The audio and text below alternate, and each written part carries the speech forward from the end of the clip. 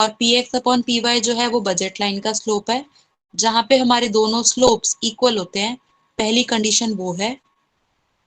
और दूसरी कंडीशन ये है कि जिस पॉइंट पे हम इक्विलिब्रियम की बात कर रहे हैं उस पॉइंट पे हमारा आईसी कॉन्वेक्स होना चाहिए। तो अगर आप इस पॉइंट पे देखो तो इस पॉइंट पे आपका आईसी क्या है, कॉन्वेक्स है। सो बस इतना सा टॉपिक है। ये लाइन आपकी इंडिफरेंस कर्व की लाइन है और ये लाइन आपकी ब्लैक वाली बजट लाइन है। जहां पर ये टैंजेंट होते हैं वहां पर वो इक्विलिब्रियम पॉइंट है। दोनों कंडीशंस यहाँ पे सेटिस्फाई की। पहली कंडीशन दोनों के स्लोप्स इक्वल हैं और दूसरी कंडीशन ई पॉइंट पे आईसी कर्व कॉन्वेक्स होना चाहिए। दो कंडीशंस याद रखना। पहले मुझे बताओ इतना समझ आया? अगर डिस्क्रिप्टिव के हिसाब से आप लोगों को प्रिपेयर करना होता है ना, so this is enough. Descriptive में इतना लिखते हो तो आपको बहुत अच्छे से आ जाता है। लेकिन एमसीक्यूज हैं और भी कुछ क्वेश्चंस बनते हैं, वो शायद आपको है ना, ये दो क्वेश्चंस इंपॉर्टेंट है for MCQ and for descriptive both. जो डीपीएस वाले बच्चे हैं उनको डिस्क्रिप्टिव भी आएगा एग्जाम में, बट कल वाला जो टेस्ट बनेगा अपना, वो क्योंकि अमरचंद सिंघवी के बच्चों के लिए मेजरली उनकी डेट शीट के हिसाब से बनाया है, तो सिर्फ एमसीक्यूज कल पूछे हैं। जो डिलीटेड पोर्शन है कल वो नहीं आएगा। ठीक है दीदी, हाँ पार्थ बोलो। ये कौन से पेज नंबर पे? मेरे पास तो बेटा दूसरी पीडीएफ है कोई पुरानी, तो ये पेज नंबर 90 पे लिखा हुआ है, बट शायद आपकी बुक में ये पेज नहीं होगा। ये आप ऐसा देख लेना कि जो ये टॉपिक है ना आपका, उसके बाद का पहला हॉट्स का जो क्वेश्चन है वो, मतलब दीदी 90 पेज पर ही है। 90 पेज पर ही है। अच्छा ठीक है, हाँ दीदी। ग्रेट। चैप्टर एंड से पहले है बस, वो ऐसे देख। ठीक है। एक और बात, जो सिंघवी वाले बच्चे हैं उनको अपन को कल चैप्टर 1 और 2 का टेस्ट है ना बीएसटी में, तो शायद आप लोगों को सिर्फ कोऑपरेटिव सोसाइटी तक आ रहा है ना? हाँ दीदी। कंपनी नहीं आ रहा ना आप लोगों को? नहीं, नहीं आ रहा। नहीं आ रहा तो कल का जो टेस्ट पेपर होगा आप लोग जो पढ़ोगे, सब लोग पढ़ेंगे, टेस्ट तो सभी देने वाले हैं, तो कोऑपरेटिव सोसाइटी तक पढ़ना। कंपनी वाला आगे नहीं पढ़ोगे तो चलेगा। सो कल आपका टेस्ट बीएसटी का चैप्टर 1 और 2 का है और चैप्टर 2 सिर्फ कोऑपरेटिव सोसाइटी तक आएगा। एमसीक्यू होगा, गूगल पीडीएफ फॉर्म में, गूगल फॉर्म में होगा। आप आंसर सबमिट करोगे तभी के तभी आपको रिजल्ट मिल जाएगा। ठीक है। अब हम ये दो क्वेश्चंस करते हैं जो मेरे हिसाब से इंपॉर्टेंट है। ये टू कमोडिटी केस जब हम करते हैं ना तब भी ये टाइप के क्वेश्चंस इंपॉर्टेंट होते हैं, और चैप्टर 4-3 में, और यहाँ पर भी ये इंपॉर्टेंट है। How will a consumer move along his indifference curve in a situation when MRSXY is greater than PX upon PY? MRSXY आपका इंडिफरेंस कर्व का स्लोप होता है और PX अपॉन PY आपका बजट लाइन का स्लोप होता है। तो इंडिफरेंस कर्व आपको क्या प्रोवाइड करता है? सेटिस्फैक्शन प्रोवाइड करता है। और PX अपॉन PY आपकी क्या है? एक्चुअली बजट इनकम है। डायग्राम से समझाती हूँ। ये वाला पॉइंट है जहां पे आपका MRSXY ज्यादा है और PX अपॉन PY कम है। अगर आपको इक्विलिब्रियम पे आना है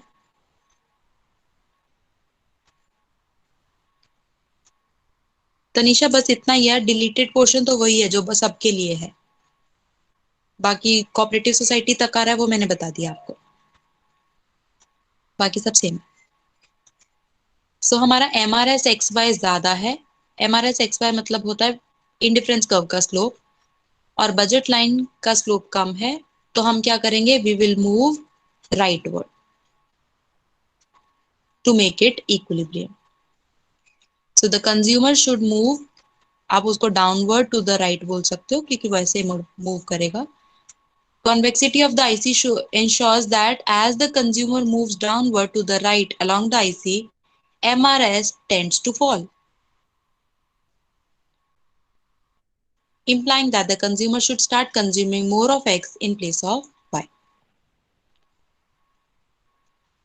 वो जो भी आपको आवाज आई थी, मेरे फोन में बैटरी कम है उसकी थी। उस पे ध्यान नहीं देना हमको। हमको क्वेश्चन पे ध्यान देना है। जब हमारा एमआरएस ज्यादा होता है तो हमको राइटवर्ड मूव करना है। जब हम राइट मूव करेंगे, आप आपके डायग्राम में देखो, ये वाला ब्लू लाइन जो है वो एमआरएस की लाइन है। जब आप राइटवर्ड मूव करोगे तो आपका एमआरएस फॉल हो रहा है ना। तो अभी हमारा क्वेश्चन क्या है कि हमारा एमआरएस ज्यादा है, ग्रेटर देन का साइन है। आपको उसको इक्वल बनाना है। तो जब आपको एमआरएस इक्वल बनाना है तो उसको थोड़ा कम करना पड़ेगा ना, तभी वो इक्वल होगा। अभी 5 और 4 वाली सिचुएशन चल रही है, आपको 4 4 चाहिए। So you want to decrease MRS, and if you want to decrease MRS, आपको राइटवर्ड शिफ्ट होना पड़ेगा, राइटवर्ड मूव करना पड़ेगा। जब आप एमआरएस राइटवर्ड जाओगे, आपका एमआरएस फॉल हो जाएगा। इसका मतलब होगा कि कस्टमर गुड एक्स ज्यादा खरीदेगा in place of Y, more of X and less of Y. Logic समझ आता है तो बहुत ही अच्छी बात है। अगर लॉजिक नहीं समझ में आता तो एक चीज लर्न कर लो। जब M R S X Y greater होता है तो आपको राइट वर्ड डाउनवर्ड जाना होता है, नीचे की तरफ आना है कर्व में। और अगर M R S X Y कम होता है तो आपको ऊपर की तरफ जाना है कर्व में। एक बार ये दोनों क्वेश्चन सेल्फ रीड कर लो, देखो आपको समझ आ रहा है कि नहीं।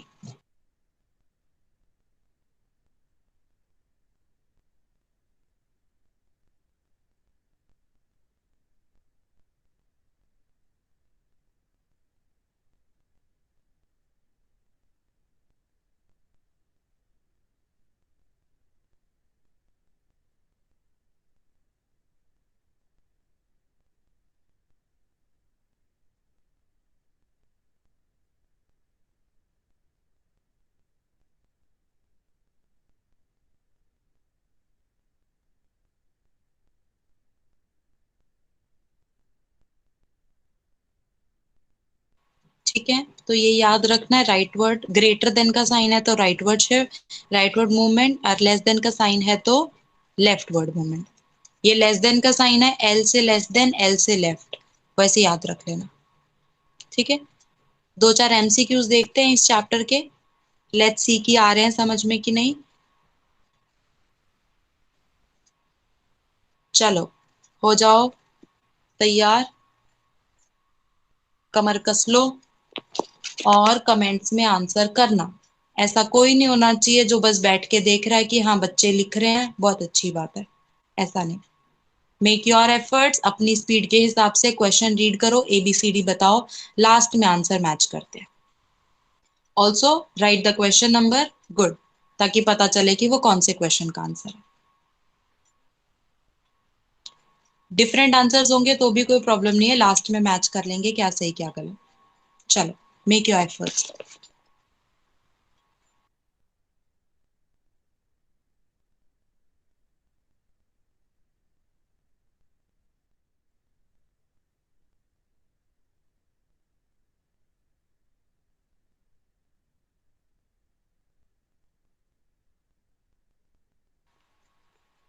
बाकी बच्चे, वेदांत,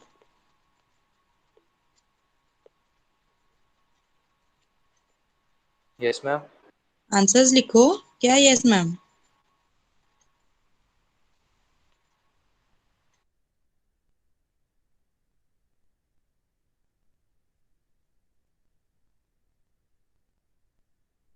ठीक है कुलदीप, कोई बात नहीं, कर लो काम आप।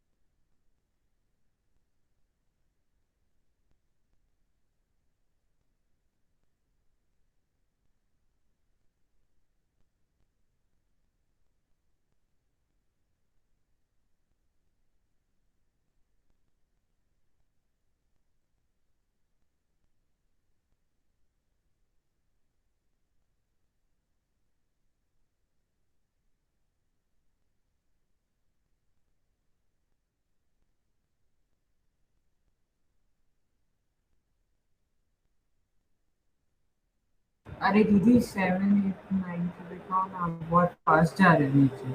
हाँ हाँ, रुको रुको, लो। ना ठीक है। हाँ ओके, वो आप जूम कर सकते हो अगर आपको नहीं दिखे।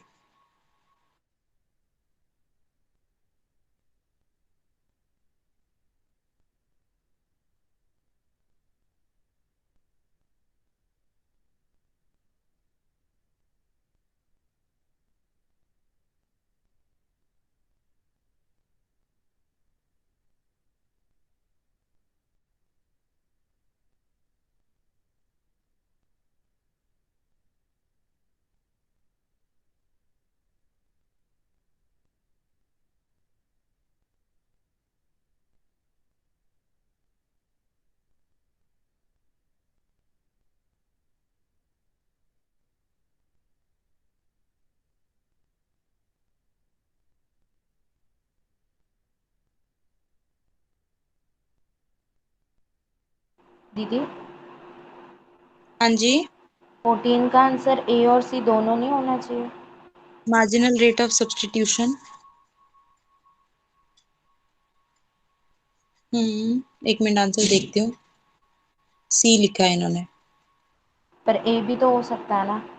Margin MRS. नहीं नहीं नहीं, एमआरएस तो इंडिफरेंस कर्व का स्लोप है ना, ए तो बजट लाइन का है। बट हमने जो लास्ट में पढ़ा तो एमआरएस बजट लाइन से भी तो इक्वल हुआ ना। पर ये वो तो सिर्फ तभी हुआ ना जब इक्विलिब्रियम की कंडीशन आई तब। अदरवाइज वो हमेशा थोड़ी ना इक्वल होता है। जब वो ग्राफ में ये वाले पॉइंट पे बात है तब वो इक्वल है। रेस्ट ऑल अदर केसेस में तो वो इक्वल थोड़ी ना है। ओके।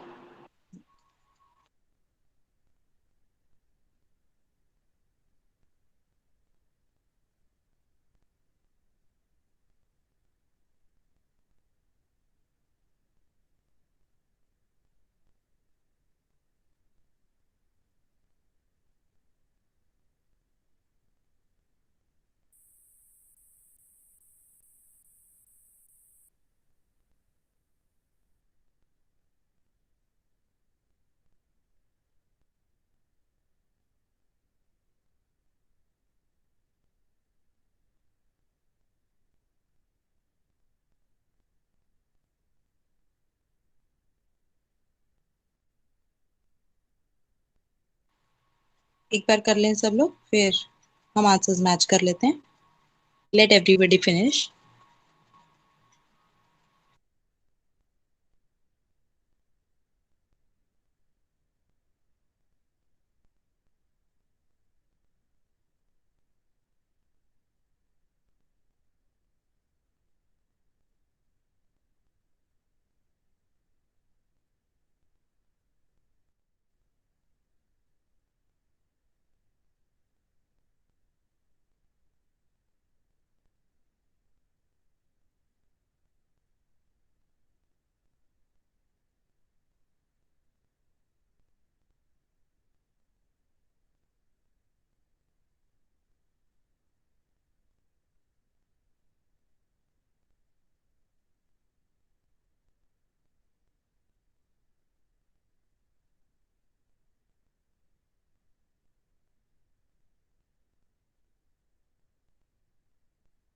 ग्रेट, चलो आंसर्स मैच कर लेते हैं एक बार।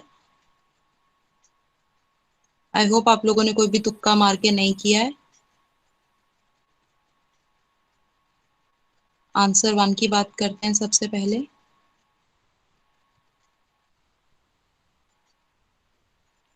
समरीत, आपने डी लिखा है, बाकी सबने ए लिखा है। Which of the following is the assumption? Monotonic preference, declining marginal rate of substitution, cardinal numbers. Summary D नहीं है इसका आंसर। डिक्लाइनिंग एमआरएस जो है वो हमारी अजम्पशन नहीं है, वो फैक्ट है। ठीक है। और कार्डिनल नंबर्स वाली अजम्पशन यहाँ पर नहीं है। कार्डिनल अपन ने इंडिफरेंस कर्व में कहाँ पे कुछ भी नंबर्स में वो किया, हमने तो ये बोला कि सेम सेटिस्फैक्शन है। तो कार्डिनल नंबर्स वाली जो अजम्पशन है वो इसके पहले वाले चैप्टर यूटिलिटी एनालिसिस की अजम्पशन है। तो फर्स्ट का आंसर डी नहीं है क्योंकि बी और सी नहीं है उसमें, ए आंसर उसका करेक्ट है। सेकंड का आंसर ए ठीक है। All combination that consume budget line, third का आंसर बी ठीक है। थर्ड का आंसर बी ठीक लिखा है आप लोगों ने। Budget line indicates price ratio, fourth का answer A.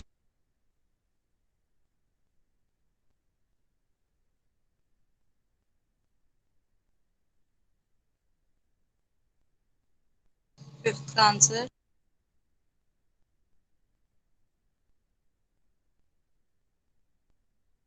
A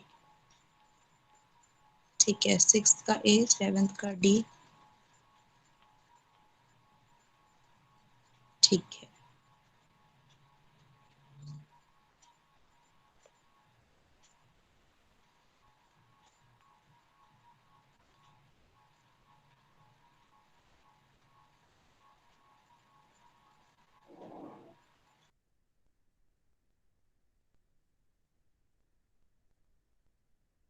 done, correct है सबका आंसर्स।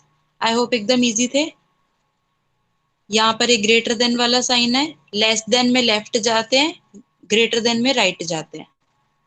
जब हम राइट जाते हैं तो एक्स की कंजम्पशन ज्यादा हो जाती है, वाई की कंजम्पशन कम हो जाती है। जब हम राइट साइड जाते हैं तो एक्स एक्सेस बढ़ जाता है और वाई एक्सेस कम हो जाता है, तो इसलिए वो सी ठीक है। एक बार ये बैक क्वेश्चंस प्रैक्टिस कर लेना। यहाँ पे हमारा आई गेस आप लोगों को आ गया है अब ये चैप्टर, ये क्लियर है। 6 बजे तक आज हम पढ़ेंगे क्योंकि हमने 5:15 स्टार्ट किया है। अब मैं आपको पिछले चैप्टर का बता देती हूँ। इसके पहले वाले चैप्टर में हमारे पास दो इक्विलिब्रियम्स हैं, वन कमोडिटी केस और टू कमोडिटी केस। आज वन कमोडिटी केस समझ लेते हैं, कल प्रोबेबली टू कमोडिटी केस समझ लेंगे।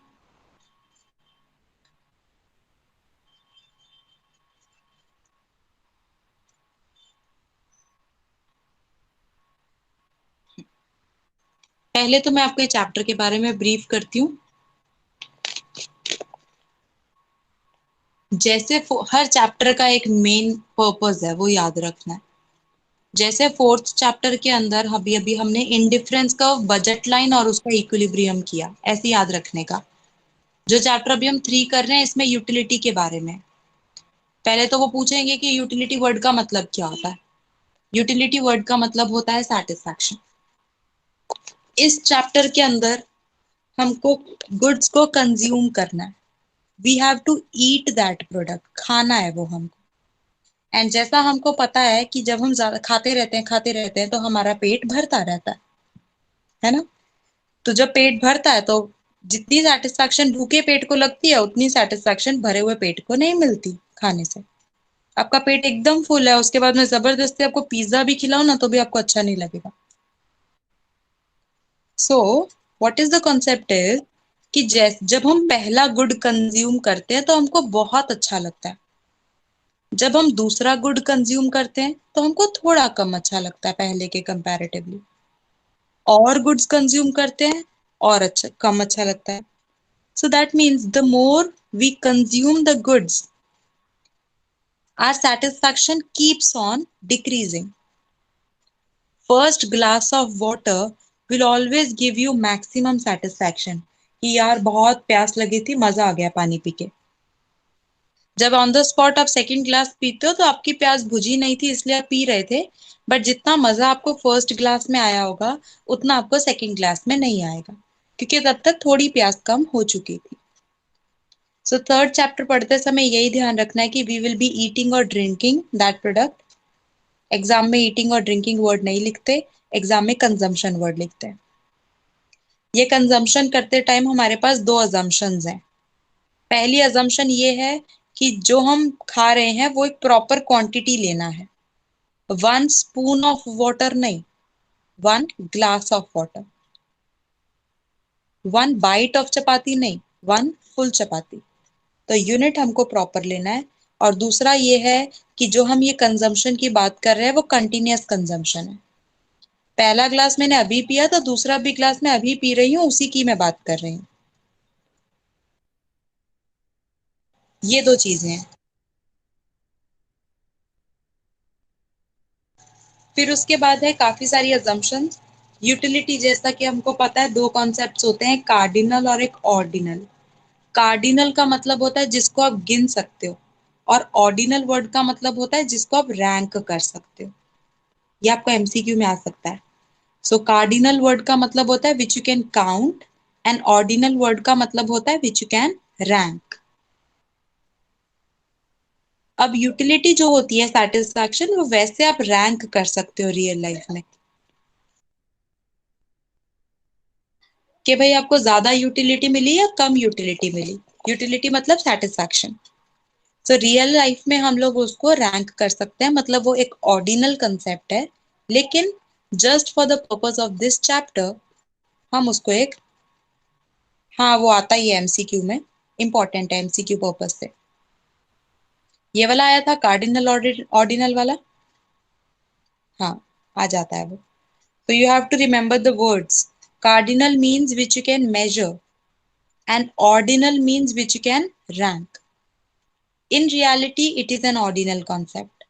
आप हमेशा ये बता सकते हो कि ज्यादा भूख थी, कम भूख थी, पर आप उसको काउंटिंग में नहीं बता सकते कि इतनी भूख थी या इतनी नहीं।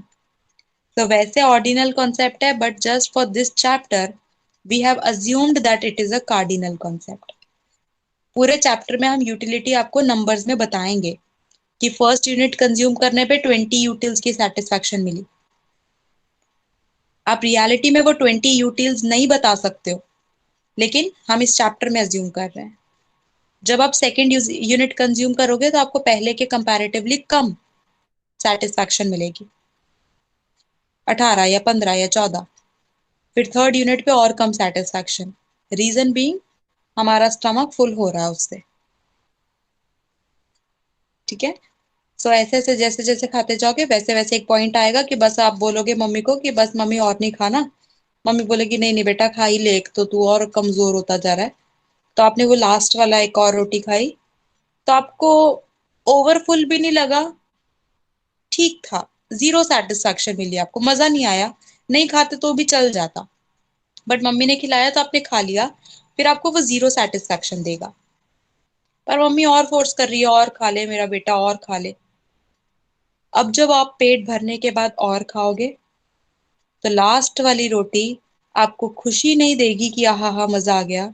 आपको इनफैक्ट ऐसा लगेगा कि यार एक्स्ट्रा खा लिया, गलत काम हो गया। सेटिस्फैक्शन के बदले आपको डिससेटिस्फैक्शन मिलने लग जाएगी। तो आपको ये कॉन्सेप्ट याद रखना है कि ये जो यूटिलिटी होती है ये हमेशा, नाम भी पूछते हैं क्या कि किसने दिया ये टॉपिक, नहीं किसने दिया ये टॉपिक नहीं, बट किस लॉ की वजह से होता है वो आ जाता है, law of diminishing marginal utility. तो देखो जो भी आपको यूटिलिटी मिलती है उसको कम करते जाना है, एक मोमेंट पे उसको जीरो करना है, और फिर नेगेटिव यूटिलिटी करना है। ये मार्जिनल यूटिलिटी होता है जो हर एडिशनल प्रोडक्ट पे आपको मिलती है। सो हमेशा मार्जिनल यूटिलिटी का कॉन्सेप्ट याद रखना है कि वो फॉल होता रहता है, होता रहता है, एक मोमेंट पे आके वो जीरो हो जाता है, और भी खाते रहोगे उसके बाद क्वांटिटी 3 4 5, तो फिर डिससेटिस्फैक्शन देने लग जाता है। इनफैक्ट डेफिनेशन में वो लोग आपको क्वेश्चन में टीयू या एमयू का डेफिनेशन भी दे सकते हैं, और फिर वो आपको नीचे पूछ भी सकते हैं कि ये किसकी डेफिनेशन है। जब कभी भी आपको टोटल वर्ड दिखाई दे तो वो टीयू होता है। जब कभी भी आपको एडिशनल वर्ड दिखाई दे, एडिशनल यूटिलिटी, वो मार्जिनल होता है। एडिशनल वर्ड से पता कर लेना कि वो मार्जिनल का कॉन्सेप्ट है। क्या कह रहे थे तनिषा, पूछे हैं 2 3 प्रोफेसर, मतलब आपको क्वेश्चन ऐसे आए हैं कि ये कौन से प्रोफेसर ने दिया है ऐसा? इसमें तो कहीं गिवन ही नहीं है मेरे ख्याल से, तो पर ऐसा कहीं नाम गिवन है हमको? I don't remember. नहीं दी। हाँ मैं देख लेती हूँ, फिर भी क्या पता दिया हो, अपन ने इग्नोर कर दिया हो।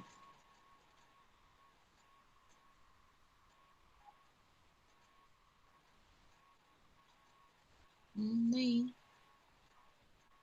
हाँ, ये एल्फ्रेड मार्शल, ये वाला। ये भी ऐसे थोड़ी ना पूछेंगे। ये ऐसा है कि भाई किसने कार्डिनल कॉन्सेप्ट बोला था और किसी ने ऑर्डिनल कॉन्सेप्ट बोला था, वो है। तो मार्शल ने बोला था कि ये कार्डिनल कॉन्सेप्ट है और आप इसको जो मेजर करो वो यूटिल्स में कर लो।